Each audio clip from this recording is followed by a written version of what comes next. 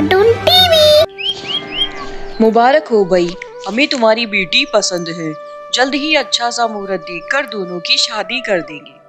बिल्कुल भाई, हम भी तैयार हैं। सुनो जी, कल श्राद्ध का अंतिम दिन है। कल पितरों को भोग भी लगेगा, तो आप जल्दी नहाकर भोग लगा देना। तुम ना सुबह सुबह मुझे काम के लिए मत बताया करो। और तुम्हें पता है ना कि मैं कोई श्राद्ध व्राद्ध नहीं मानता हूँ, तो मैं किसी के कोई भोग वोग नहीं लगाऊंगा। चलो ठीक है, भोग मत लगाना, लेकिन कम से कम कल के दिन दाढ़ी मत बनाना और साबुन से मत नहाना। बाकी सब कर लेना। देखा जाएगा। चलो अभी तो मैं काम पर जाता हूँ। हे पितृ महाराज, मैंने ये भोग बनाया है, इसे स्वीकार कीजिए। हे पितृ महाराज, ये क्या अनर्थ हो गया? मुझसे कोई भूल हो गई, क्षमा करें पितृ महाराज, क्षमा करें।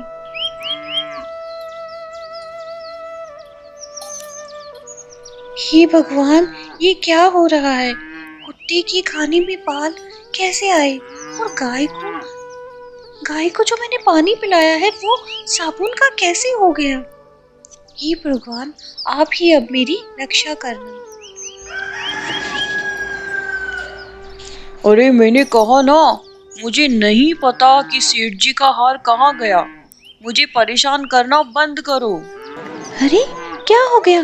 क्यों इतना गुस्सा कर रहे हो? कुछ नहीं, तुम अपना काम करो। अरे बताओ तो सही, क्या हुआ? क्या सुनोगी तुम? मैं जानना चाहती हूँ कि आखिर ऐसा क्या हुआ जो आप इतना परेशान हैं और 2-3 दिन से काम पर भी नहीं गए?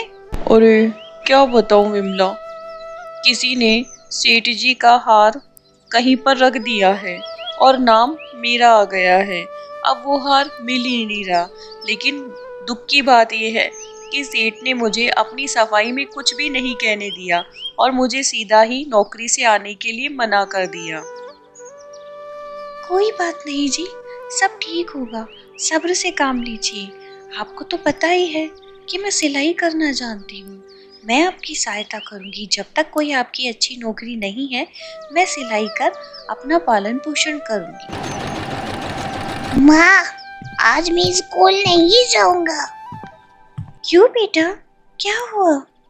मुझे बुखार है। देखो, मेरा शरीर थक रहा है। कोई बात नहीं बेटा, तुम आज आराम करो, कल चले जाना स्कूल। अच्छा मेरा राजू बेटा। सुनो जी, इतने दिन हो गए, सोनू का बुखार ही नहीं टूट रहा। मैं डॉक्टर को बुलाकर लाता हूँ।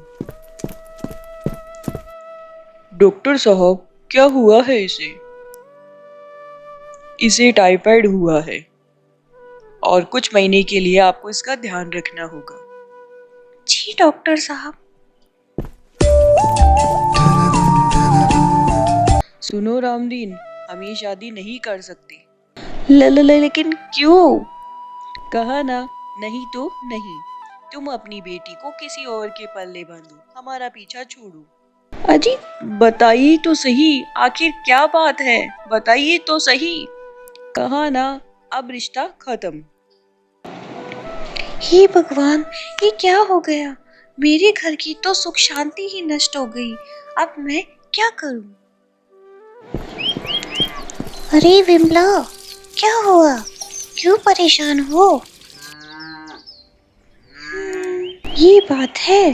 परेशान मत हो बहन, मैं एक महात्मा जी को जानती हूँ।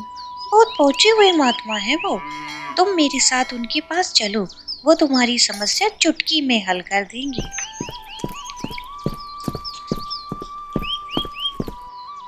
महात्मा जी, मैं बहुत परेशान हूँ।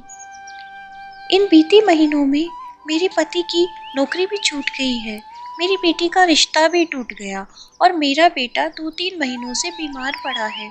कोई रास्ता बताइए महात्मन। बेटी, तुम्हारे घर को पितृदोष लगा है। श्राद्धों में पितरों का अपमान किया गया है, जिसका परिणाम तेरा पूरा परिवार भुगत रहा है। तेरी बेटी का रिश्ता, तेरे पति की नौकरी, तेरे बेटे की तबीयत, सब इसी कारण खराब है। कुछ उपाय बताइए महात्मन। इसका एक ही उपाय है बेटी, श्राद्ध आने वाले हैं। तुम अपने पितरों की कृपा प्राप्त करने के लिए श्राद्धों को नियम पूर्वक करना। श्राद्ध के दिन बिना साबुन नहाना, पितरों को भोग लगाने के पश्चात ही वस्त्र इत्यादि धोना, अपने भांजे बहन बेटियों को भोजन करवाना और अपने पति को समझाना कि श्राद्ध पक्ष में दाढ़ी ना बनाए। और पितरों को भोग लगाने के पश्चात प्रथम ग्रास कौए को, द्वितीय ग्रास गौ माता को और तृतीय ग्रास कुत्ते को खिलाने के पश्चात ब्राह्मणों को भोजन करवाना, तत्पश्चात भोजन ग्रहण करना। ठीक है महात्मन।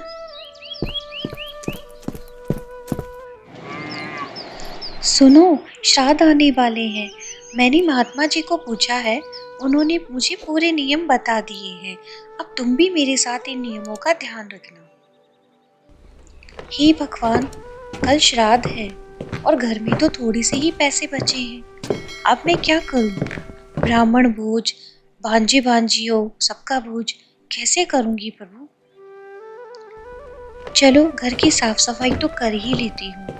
कल ब्राह्मण भोज भी है तो थोड़ा साफ सफाई तो बनती ही है। अरे, ये बाबूजी का बक्सा है, इसे तो मैं भूल ही गई थी। चलो इसको साफ करके रख देती हूँ और बाबूजी के कपड़े किसी गरीब को दे दूंगी। अरे, ये क्या है? खोलकर तो देखो। हाँ, इसमें तो पैसे हैं। हे प्रभु, आपने मेरी सहायता कर दी।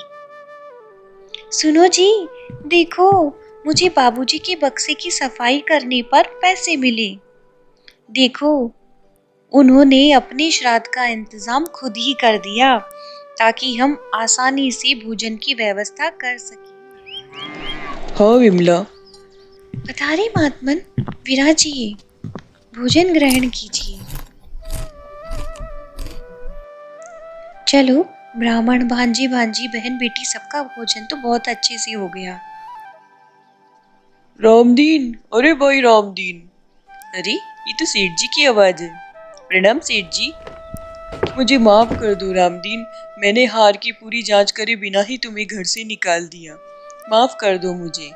कोई बात नहीं सेठ जी, आप मुझसे ऐसे माफी ना मांगे, आप मुझसे बड़े हैं। मुझे माफ कर दो राम। बस मुझे इतना सा ध्यान दो कि अब मुझे तुम्हारे बिना काम करने में बहुत परेशानी हो रही है। तुम आओ और अपना काम संभालो। जी सेठ जी। अरे वाह, ये तो बहुत अच्छी खबर है। कौन आया है? देखती हूँ। हमें माफ कर दो रामदीन, हमने तुम्हारे हालात देखकर तुमसे मुंह मोड़ लिया था। अब हमें अपनी गलती पर पछतावा है। मुझे माफ कीजिए। कोई बात नहीं, लेकिन मैं अपनी कन्या का अपमान करने वालों के यहाँ अपनी बेटी नहीं बिहा सकता। मैं आपका सम्मान करता हूँ। अब आपसे सम्मान विदा लीजिए। देखिए, आज सोनू की तबीयत में कितना सुधार है। ये सब पितरों का आशीर्वाद है। आगे से हम दोनों नियम से श्राद्ध मनाएंगे ताकि उनका आशीर्वाद सदैव हम पर बना रहे। सही है विमला, और आने वाली पीढ़ी तक भी हम ये बात पहुंचाएंगे।